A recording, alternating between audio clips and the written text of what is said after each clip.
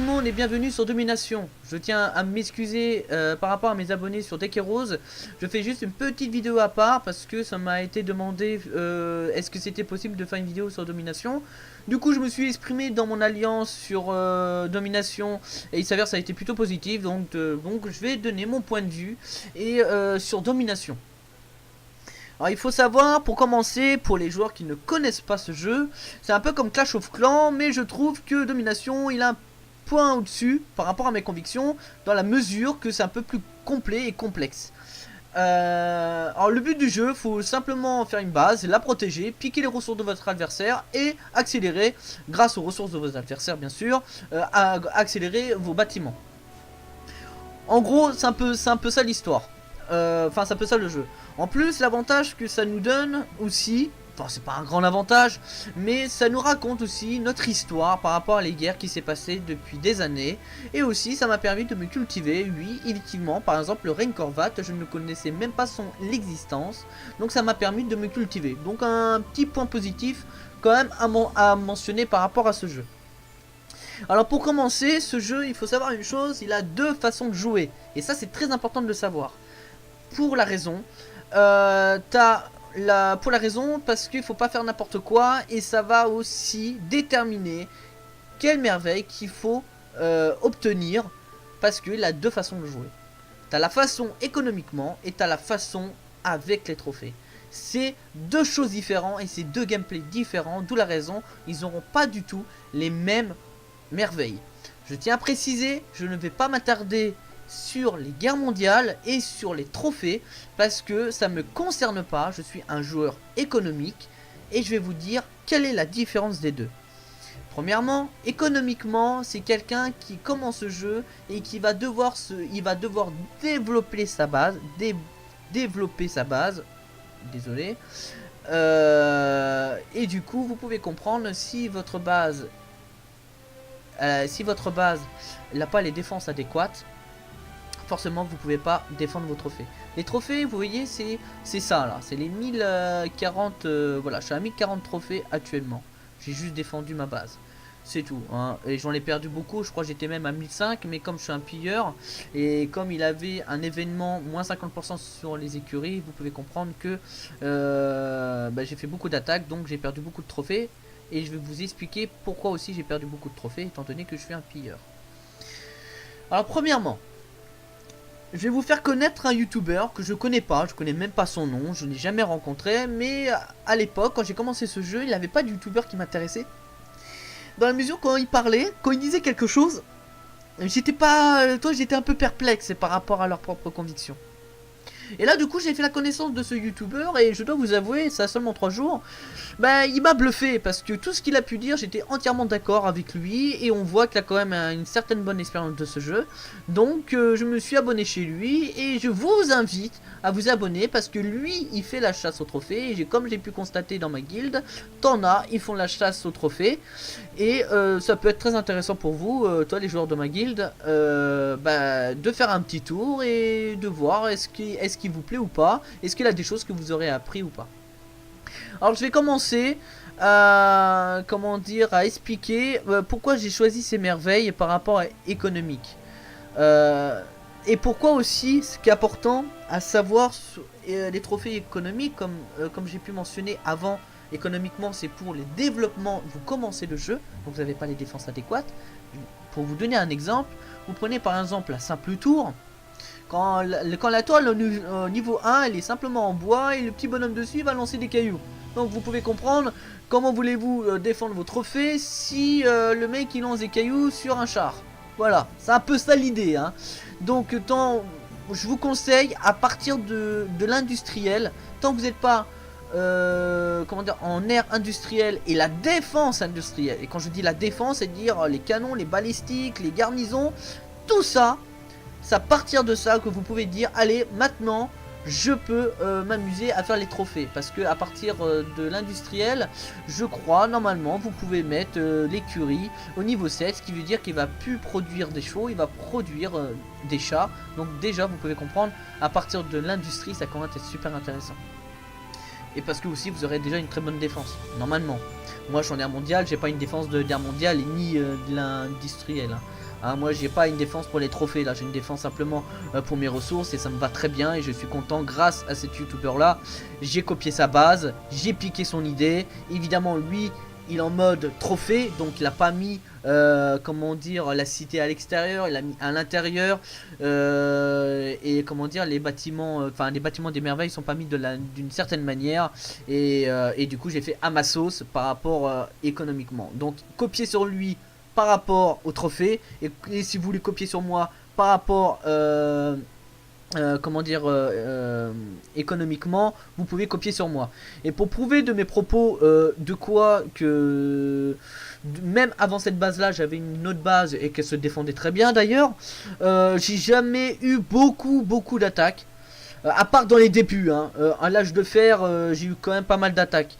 Mais là, je suis premier, ça fait à peu près un an que j'y joue. Je suis premier en termes de développement de la base.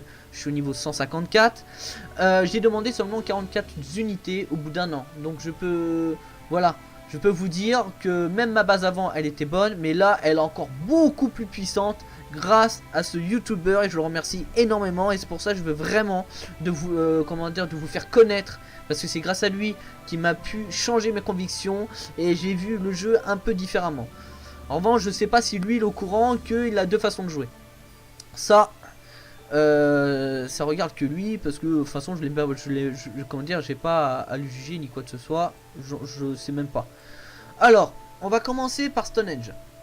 Alors je vais vous expliquer qu'est-ce qu'il y a autre merveille et pourquoi j'ai pas choisi les autres.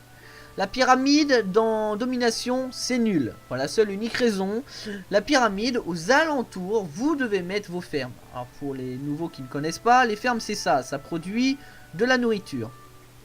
Donc regrouper, étant donné que je suis un pilleur, si je vois ça dans une base, généralement je vois une pyramide, je suis content. Parce que je sais à proximité il aura les fermes. Du coup je vais envoyer 4 motards et du coup ça m'aura rien coûté et je l'ai tout piqué. Aussi il faut savoir une chose, si il doit regrouper toutes les fermes, donc ça voudrait dire bah, toutes les fermes ne seront pas reliées à la route. Et ça, croyez-moi, je vais en venir un peu plus loin. Relier la route au bâtiment, c'est ultra important. Même pour les mecs qui cherchent les trophées. Ensuite, l'acropole, lui, aux alentours de ce bâtiment, comment dire, vous devez mettre les écuries. Comment dire, je sais, le QG, voilà, c'est ça, chercher le QG et les garnisons, ils vont être boostés dans la mesure, ils vont sortir plus vite, ils vont produire plus vite. Donc là, vous pouvez comprendre déjà, ça c'est pour les personnes qui cherchent les trophées. Donc pour quelqu'un qui commence ce jeu, qui commence, c'est complètement nul, croyez-moi. Hein, comment dire, vos cavaleries là, en 3 coups de canon, ils sont morts. Hein, donc c'est complètement, voilà. Hein, c'est complètement con de prendre l'acropole si vous avez, enfin vous avez même pas au moins les écuries niveau 7. Enfin c'est le minimum quoi. Donc je vous conseille fortement. De toute façon en ère industrielle normalement vous avez des tanks. Donc l'acropole en ère industrielle elle est très intéressante. Mais si vous commencez le jeu, je vous conseille fortement Stonehenge. Sinon après tu as le jardin suspendu. À proximité du jardin vous devez mettre les arbres fruitiers et les mines. Alors quand les gens ne connaissent pas le jeu, je vais leur montrer, c'est ça. Les cueillettes et les mines sont en bas à droite. Alors qu'est-ce que c'est ça? C'est comment dire, ce que vous faites, ça vous donne des ressources supplémentaires et de la marchandise qui va vous permettre, d'ailleurs les marchandises, à obtenir des idoles qui va être c'est dans le temple, hein. Chaque idole ils ont des effets supplémentaires et ça je vais vous expliquer un peu plus loin dans la vidéo à quoi consiste avoir des idoles. Ensuite à la Stonehenge. En Stonehenge, l'avantage qu'il y a pour développer plus efficacement votre base, déjà ça demande rien. En fait la seule chose qui demande, il faut que ce bâtiment là, il faut absolument qu'il soit relié à la route. Et ce qui est normal, parce que la route, comment dire, vous aurez des caravanes, moi c'est des voitures à mon stade. Bah en fait j'aurai un bonus d'or pour les caravanes, enfin sur les caravanes de 22% et les réseaux routiers 110%. Alors à chaque fois que vous verrez un nombre qui est en couleur vert, c'est à dire qu'il est boosté par quelque chose. Donc d'ailleurs je vais vous expliquer sont boostés par quoi et combien que je gagne par heure. Je tiens à préciser, il manque encore 2 voitures à terminer. Il ne me restera plus que un niveau de chaque. Non c'est pas ça, ça c'est la redoute. Voilà. Et voilà. Donc la route elle me donne par heure 15 047 par heure. Elle a une capacité de 454 330 de ressources. Réseau routier je suis à 540%. Bonus de merveille c'est Stonehenge 110%. Et bonus de technologie 120%. Ça c'est dans l'université. Donc là moi je me suis levé ce matin, j'ai eu 200 000. 200 000 pour vous donner une idée, c'est une attaque. C'est une attaque gratuite et ça m'a pas coûté de motard. Donc potentiellement j'ai même gagné de la nourriture dessus. Ensuite vous aurez accès à Kremlin. Donc je tiens encore à redire merci à ce youtubeur. Avant j'avais la tour Eiffel et il s'avère que la tour Eiffel elle est vraiment pourrie. Et du coup je le remercie fortement. C'est grâce à lui. Franchement, je suis vraiment content de l'avoir passé sur sa chaîne parce que il m'a fait ticter et voilà. En fait, la tour Eiffel, elle vous donne une capacité de plus dans la chambre forte de 100 000. Ce qui veut dire actuellement au niveau 4, la chambre forte, vous pouvez obtenir, enfin, vous pouvez stocker 700 et si vous avez la tour Eiffel, 900. Faut savoir que la chambre forte, c'est comme une banque. Vous avez 5% d'intérêt dès le moment que vous mettez de l'argent dedans. Donc si vous mettez 700 000, vous faites 700 000 x 5 divisé par 100. Et là vous verrez combien que vous gagnez toutes les 24 heures. Oui, c'est toutes les 24 heures que vous obtenez ce bonus. Donc à 700 000, à 900 000, bah, la tour Eiffel me donnait 15 000 par heure. Toutes les 24 heures. Donc vous pouvez comprendre que elle est vraiment pourrie la tour Eiffel. En revanche, le côté bien et non, on l'a une fois par semaine, on a un traité de paix grâce à la tour Eiffel pendant 12 heures, bah, personne ne peut vous attaquer, donc ça je trouve ça naze. 24 heures ça aurait été discutable, mais là 12 heures non. Donc c'est ça en fait le but de la tour Eiffel. Vous avez la statue de la liberté qui va vous donner un bonus quotidienne autant pour moi de pétrole. Donc je connais pas de toute façon ça sera pour les trophées je présume. Mais les pareils c'est totalement dérisoire ce qu'on a. Après le porte de Brandebourg, ça normalement c'est quoi? À 3 le pouvoir, ce fameux pouvoir là. Blitzbring, oh la vache. Alors au combat une fois par jour, neutralise ainsi les bâtiments qui produisent des unités défensives. Ça c'est vraiment fort. C'est comme un sabotage en fait, je pense hein, mais et attaque des unités des usines. Voilà, donc ça c'est en soi ça peut être fort hein. Moi je pense et enfin en termes de trophée ça peut être fort. Mais pour le coup je préfère quand même le Kremlin même pour le mode trophée. D'ailleurs, il va vous expliquer, si vous vous abonnez ou faites un petit saut sur sa chaîne, il va vous expliquer pourquoi lui il a choisi les telles merveilles par rapport au trophée. Hein. Évidemment, moi je suis économiquement, on est deux joueurs différents. Voilà. Et moi j'ai choisi Kremlin parce que Kremlin, tout ce qui est aux alentours, vous pouvez constater les remparts sont colorés en vert, couleur vert, autant pour moi. Ils ont 20% supplémentaires de points de vie, donc c'est ce qui est pas dégueu d'ailleurs, hein. Parce que comme vous pouvez constater, je suis en retard. Donc ça peut vous aider. Et surtout toutes les fermes, dès qu'ils sont détruites par les envahisseurs, vous avez 2 défenseurs supplémentaires. Et ça c'est super bien. Non pas parce que les défenseurs, je sais en mon avis ils sont à chier les défenseurs, mais ça fait perdre du temps à votre adversaire. Il faut savoir une chose. Dans ce jeu là, au moment qu'on votre adversaire va attaquer, il aura un compte à rebours. On dit ça, un compte à rebours. En fait il aura un temps limité pour déboîter votre base. Autrement dit, plus vous l'allez faire perdre son temps et plus vous avez des chances de gagner vos ressources et de gagner la victoire aussi, votre défense. Donc c'est pour ça j'ai opté pour le Kremlin. En termes économiquement je trouve ça super parce que ça donne une très bonne défense. Et la tour Eiffel elle nous donne simplement 15 000 d'or par heure, ou de nourriture ou de pétrole. Oui, ça, parce que ça booste 200 000 même pour le pétrole. Parce que ça va à la chambre forte. Voilà, chambre forte c'est une banque. Donc si vous voulez récupérer du pétrole à la chambre forte, normalement vous pouvez. Là je peux pas vous le dire parce que actuellement j'ai mis de la nourriture. Voilà, donc je pourrais pas vous dire. Mais je crois il me semble même le pétrole on peut le faire. Ensuite on va attaquer l'acropole. Alors l'acropole, il faut savoir une chose, tu as beaucoup de gens qui ne savent pas l'utilité de l'acropole. parce que t'as beaucoup de joueurs, soit c'est Versailles, soit à l'Acropole, parce qu'ils ne savent pas au fait qu'il a deux façons de jouer, parce que tout le monde croit que domination c'est forcément jouer au trophée, c'est faux. Les trophées c'est pour les joueurs qui ont terminé le jeu et qui ne savent plus quoi faire, parce que tous leurs bâtiments sont à fond, donc ils se disent bon bah au lieu de rester sans rien faire, et vu qu'ils aiment ce jeu, donc ils font la chasse au trophée, tout simplement. Mais à partir de, comment dire, en ère industrielle, vous pouvez déjà vous attaquer hein, au trophée, au passage hein, pour les joueurs de ma guilde. Alors pourquoi même le youtubeur, je pense même lui, il sait même pas trop l'utilité de la Corvat, de le Renkorvat. Le Nkorvat, attendez.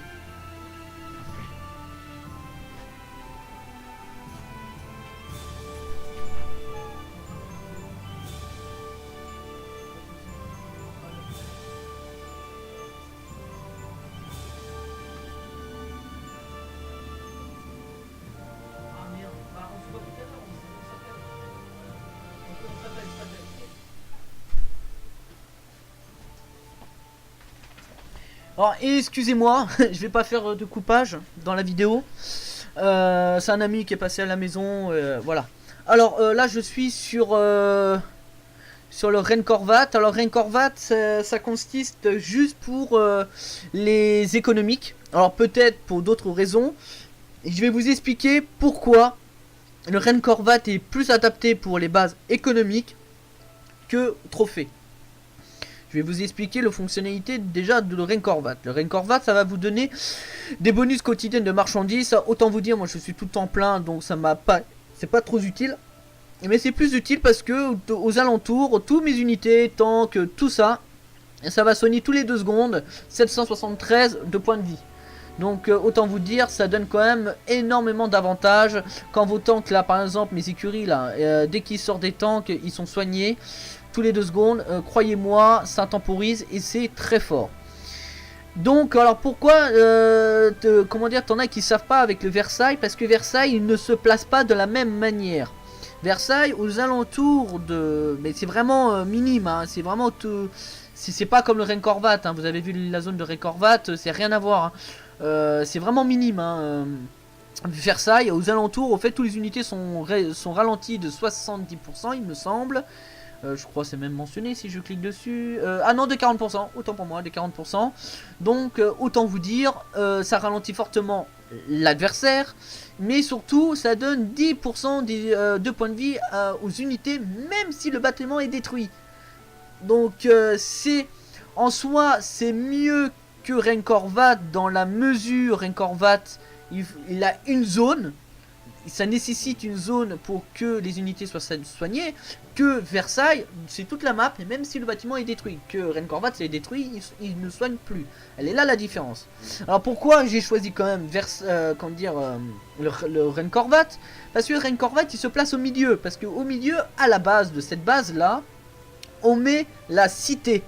On est bien d'accord. Donc vu que moi je suis à une base économiquement, je peux bénéficier, enlever la cité et mettre le Renkorvat au milieu et bénéficier un gros bonus. Évidemment le bonus n'est pas de 10%, il est quand même de 70%, enfin il est quand même je pense à 70% quand même hein. Bien plus que ça, parce que 10% d'un bonhomme qui en a 1000, ça fait 100 points de vie hein, c'est tout hein. Donc c'est pas ouf hein. Mais c'est sûr 10% de 10 000, non ici comment dire, par rapport à un tank il a 1000 points de vie. Attendez, parce que là je me suis totalement perdu par rapport au calcul. 10% de 1000, oui c'est 100 points de vie. Oui c'est ça, c'est pas ouf. Que là en revanche, 773 points de vie tous les 2 secondes, vous pouvez comprendre, c'est plus que 10%. Voilà, elle est là la différence. Et Versailles, il se déplace pas, il est pas mis d'une certaine manière. Étant donné que la cité elle est au milieu, donc Versailles ne sera pas protégé. D'où la raison qu'on prend Versailles pour les trophées, parce qu'il n'a pas besoin de protéger ce bâtiment là. Donc vous gagnez des remparts, de la place, et c'est pas pareil que le Renkorvat. Renkorvat économique, et Versailles c'est pour les trophées. Ceci étant dit, vous pouvez remplacer par le temple de Tikal, c'est de la merde. Excusez-moi, il faut pas dire d'injure. Je crois c'est même la merveille la plus pourrie du jeu. 3% c'est vraiment dérisoire. 3%, bah voilà, si le mec vous pique 100 en ressources, vous récupérez 3 en ressources. Donc franchement c'est pourri, hein. Le prenez pas, c'est vraiment à chier. Versailles, maintenant je vous ai expliqué pour quelle raison. Et ça, c'est... ouais, un mercenaire, enfin... Je suis vraiment pas fan parce que... Enfin, c'est nul. Enfin, c'est nul. Voilà. 3% que vous raflez, c'est naze. Et un petit truc de mercenaire. Je pense peut-être mercenaire de très haut niveau. Pourquoi pas? Parce que je pense que ça coûte quand même super cher les mercenaires. Mais vous préférez quoi? Avoir un mercenaire ou avoir une défense quand même massive par rapport à toute la base? Donc pour moi, les deux qui valent le coup, c'est Versailles et le Reincorvat. Ensuite, vous avez accès à la... Et là, je vais pas vous mentir, hein, c'est la meilleure, je vous dis bien, merveille du jeu. Il a pas mieux, il a même pas une seule merveille de ce jeu qui a son égal, pour l'instant. Après, en ère nucléaire, je ne connais pas, je ne vais pas avoir la prétention de dire quoi que ce soit. Ce n'est pas mon stade, et je vais pas y aller en ère nucléaire pendant un bon petit moment. Alors... D'abord, je vais, avant de parler Notre-Dame, je vais vous expliquer les fonctionnalités plus ou moins des autres merveilles. Le Colisée, c'est une grande garnison, point barre.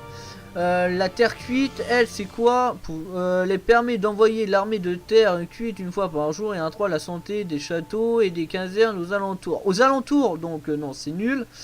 Et la cité interdite, au fait, c'est comme une deuxième cité qui vous donne l'opportunité d'être plus, comment dire, avoir une victoire. Enfin, ça vous donne l'opportunité de vous assurer la victoire. Enfin, parce que ça, c'est une deuxième cité, en fait, en fin de compte. Parce que pour avoir une victoire sur domination, faut tuer la cité. Hein, la cité, c'est celle-là, c'est ça.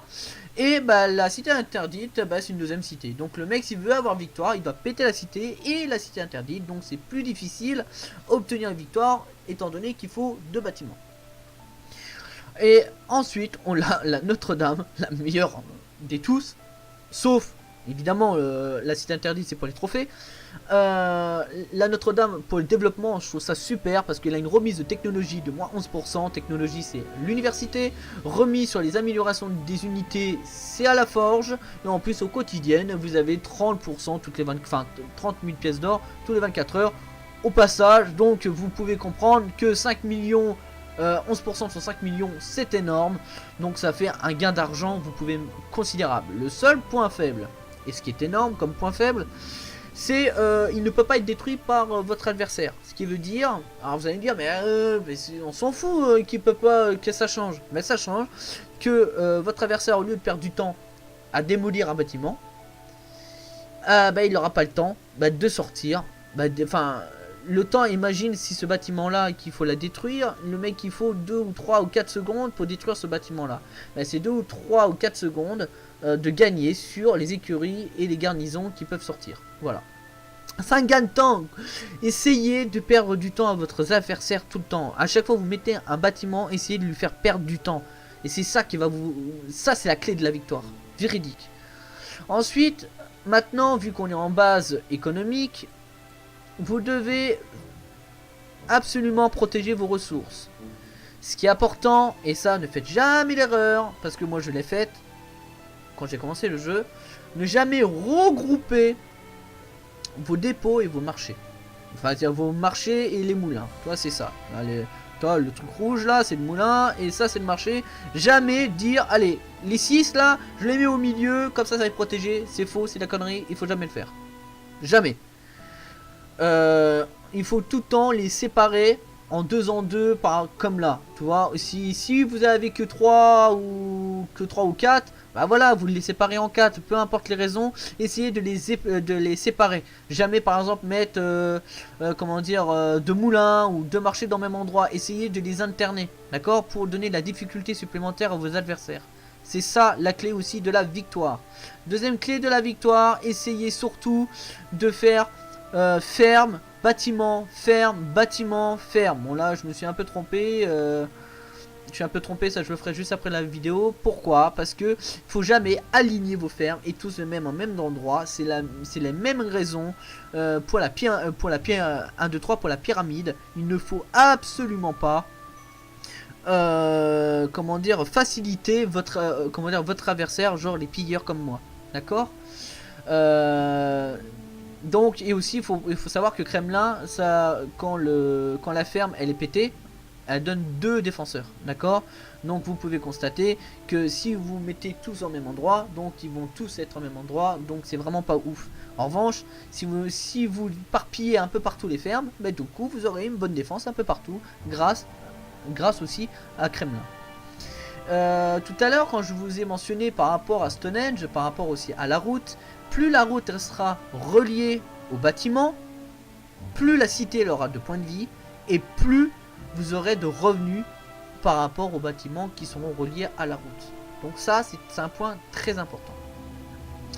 Ensuite, il faut savoir une chose, je sais plus si je l'ai mentionné au début de la vidéo, le pétrole, c'est très important que vous sachiez ça, hein. Le pétrole est pas fait pour des gens comme moi, au mode développement. Le pétrole, si vous en mettez, vous allez attirer de potentiels joueurs qui voudront piquer votre pétrole. Moi en revanche, c'est pour ça aussi je ne me fais pas beaucoup attaquer. C'est aussi une des bonnes raisons.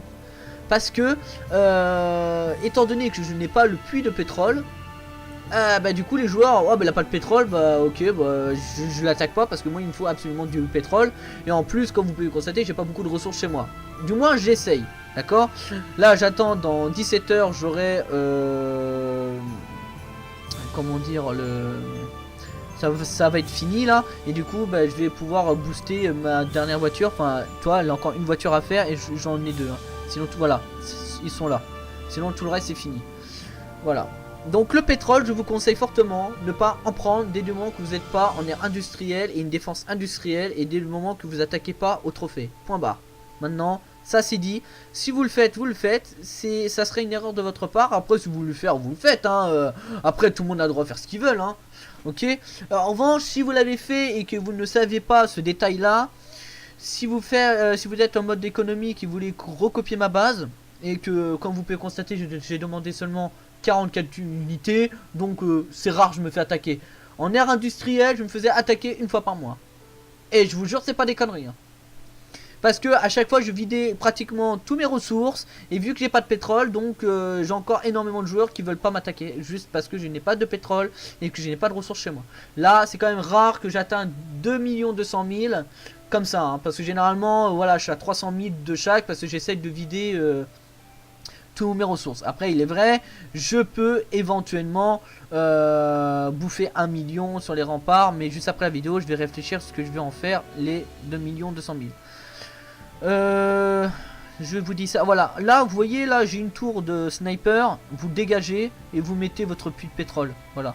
Alors non, ça serait pas une bonne idée parce qu'on veut l'adversaire qui attaque en bas, c'est pour ça que j'ai mis la cité. Donc vous enlevez ça, hein, le balistique, je suis au niveau 1 parce que ça fait qu'un mois je suis en air mondial. Alors voilà, donc on a une balistique supplémentaire. Donc vous le mettez en haut, vous mettez, je sais pas, vous vous amusez, ou je sais pas où vous pourrez le mettre. Et vous pouvez le mettre là, le puits de pétrole, pour inciter à votre adversaire à attaquer vers le bas.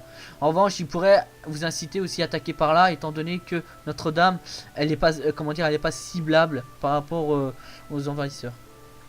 Voilà, bon bah je crois que je vous ai expliqué à peu près dans les grands termes, enfin dans les grandes lignes. Donc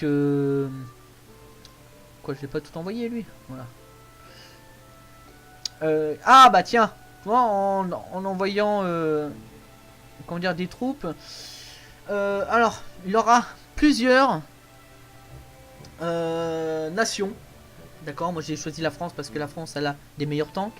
Et surtout, vu que je suis un pilleur, elle a 20% d'accélération de formation des unités. C'est-à-dire à la caserne, bah, vous avez, comment dire, ça va 20% plus vite. Évidemment, si vous allez plus vite, bah, vous pillez plus vite. Donc, entre guillemets, j'ai 20% de pillage supplémentaire parce que je l'attaque 20% plus rapidement. Donc les Français, je vous conseille fortement. Parce qu'ils ont les meilleurs tanks du jeu et aussi vous pouvez attaquer beaucoup plus souvent. Et après, je sais, eux ils sont très forts. les Angleterres sont très forts parce que c'est pour les trophées. Et les trophées, il y aura énormément de tireurs à avoir une portée supplémentaire. Voilà. Donc moi je pense il a deux à choisir. C'est soit les Français, soit l'Angleterre. Après tout le reste, vous faites ce que vous voulez. Parce que la Chine, ils ont quoi? Ils ont quoi? Un citoyen supplémentaire et des capacités de camp de mercenaires inclus et un troll et défenseurs de bonus à la cité. Bon, ouais, soit, pourquoi pas. Mais bon, je préfère l'Angleterre. Au fait, franchement, je pense pas qu'il y a mieux que l'Angleterre pour les trophées, au fait. Double les durées, les ratillements, les rechargements, les ratillements, ok. Ça, les furies, ok. Bof. Grèce, 5%, c'est dérisoire, c'est nul. La cité, les ripostes aux assauts d'activité, c'est nul. Ouais, bof. La Corée, quoi, c'est une partie de voler l'or. Ah, 10%. Ah, ça, c'est pas mal, ça, la Corée. Et à 3, les capacités de tactique maximum. Ça, c'est pas mal, hein. 10% c'est pas mal, hein. 10% d'un million, c'est quand même, vous avez un gain de 100 000. Ça, c'est pas mal. La Corée, pour les gens qui travaillent, franchement, c'est vraiment pas mal, la Corée. Et les Roms, 3... Ah bah, franchement, honnêtement, si vous voulez vraiment, je pense, par rapport à mes propres convictions, parce que normalement, pour avoir des trophées, il vous faut beaucoup d'archers, enfin, beaucoup de tireurs, enfin, 2 ou 3 balistiques, enfin, 2 balistiques, enfin, 2 canons, et il vous faut 2 ou 3 soigneurs, quelques tanks, et c'est parti ma roule. Et du coup c'est quoi qui fait énormément le taf? Bah c'est eux. Donc avoir une portée supplémentaire et pas être en portée des tours. Seuls sont très vulnérables aux catapultes, donc faire attention. Donc je pense, si vous voulez vraiment les trophées, l'Angleterre il est vraiment mieux adapté. Après, si vous voulez vraiment la France pour avoir une meilleure défense sur votre base et aider aussi votre alliance à avoir des meilleurs tanks pour défendre la cité, honnêtement c'est super. Pour les développements c'est super aussi, voire c'est même je crois c'est limite le mieux, ou avec la Corée en termes de développement. Parce que croyez-moi 20% moi ça m'aide beaucoup, hein. De piller beaucoup plus, ça va beaucoup plus vite. La Corée, franchement une réduction de 10% sur les pillages, franchement c'est énorme, hein. La Corée elle est vraiment super, hein.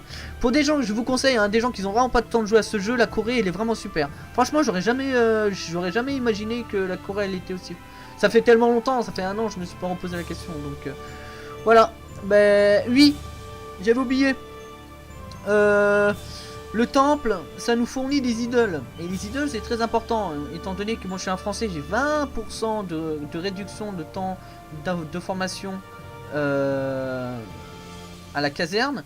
Ben du coup, vous prenez ça, moi c'est ça que je fais, hein. Dès que je dois piller beaucoup de ressources pour un bâtiment, bah du coup je prends lui, hein, et ça me donne pendant 1 heure, bah, j'ai plus 66% de réduction, ça, comment dire, de temps de formation sur les casernes, plus mes 20% étant donné que je suis français. Donc donc moi tous les 3 minutes j'attaque. Voilà, tous les 3 minutes j'attaque, et du coup très vite, moi je crois en 1 heure je suis capable de faire 4 millions de chaque. Voilà, c'est à peu près ça l'idée. Ceci étant dit, j'espère que je vous ai bien fait une bonne générale, on va dire, du jeu. Alors je ne vais pas faire plusieurs vidéos à part que vous voulez que j'en fasse pour montrer mon développement par rapport à la base. Pourquoi pas, hein, en quoi qu'il en soit, ok. Mais je trouve qu'il a déjà un youtubeur qui effectue déjà ce genre de vidéo, et j'aurais l'impression de faire du plagiat, même si lui et moi on joue très différemment. Lui c'est trophée et moi économiquement. Donc moi je suis un joueur de Tech Hero, je suis un petit joueur sur domination, étant donné que je fais pas de guerre mondiale, et je suis pas comment dire à la recherche des trophées. Donc je sais plus son rôle. Donc lui c'est une chaîne spécifique à domination, je vous le conseille. D'ailleurs à la fin de la vidéo je vous le montre, j'ai fait une impression écran de sa chaîne et surtout de sa base. Lui c'est une base de trophées comme ça, et en plus elle est bien grande, comme ça vous voyez comment que c'est fait. Moi j'ai fait exactement la même chose que lui, mais j'ai pas mis comment dire, la même position par rapport aux merveilles, évidemment, parce que moi je suis économique, hein, donc c'est très différent. Mais la base ça reste la même, et je le remercie énormément. Je lui fais de la pub gratuitement comme ça me fait plaisir, parce que c'est le seul youtubeur par rapport à Domination que j'étais extrêmement d'accord avec lui au début jusqu'à la fin. Bon bah sur ce, passez une excellente aventure bah du coup dans Domination, d'habitude je dis dans Deck Heroes. Alors bonne continuation et au revoir.